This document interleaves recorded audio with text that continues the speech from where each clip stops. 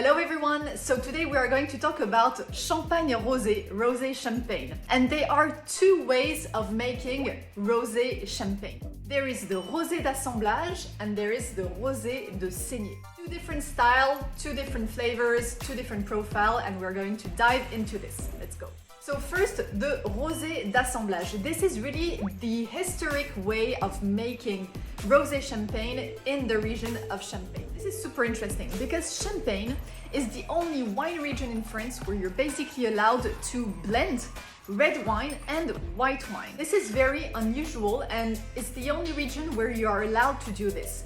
This is why it's called Rosé d'assemblage. Basically, it's called Rosé blend. This style is a little bit more elegant, a little bit more refined, will give you a little more pale salmon color that is really beautiful. This is a style that I personally love because it gives you a blend which is a little bit more delicate and a little bit more refined. In this technique, we are adding a small amount of still red wine to the whole juice. And this is what gives this delicate pale golden salmon color that is just beautiful. Have you ever tasted Rosé d'assemblage before? Second one is called Rosé de Saignée. This is basically the same process of making rosé wine anywhere else in the other wine regions in France.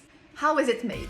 This is also called Rosé de maceration. The winemaker will choose the intensity of the color and the flavor profile that he wants, and the red grapes will be left on their skin 1 day, 2 days, or even more regarding of the intensity that is chosen to have the right color, the right texture, and the right aromatic profile.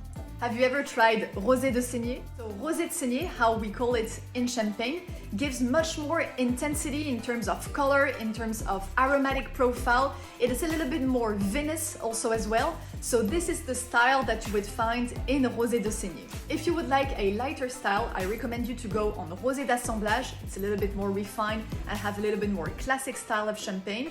If you want something new, something trendy, because this is the new wave that is happening right now in Champagne, I recommend you to try Rosé de Saignée. It's a little bit more aromatic and you'll have much more fruit forward also in this style. So now that you know the two ways of making Rosé Champagne, I let you choose the style that you want and sip like a pro. Cheers!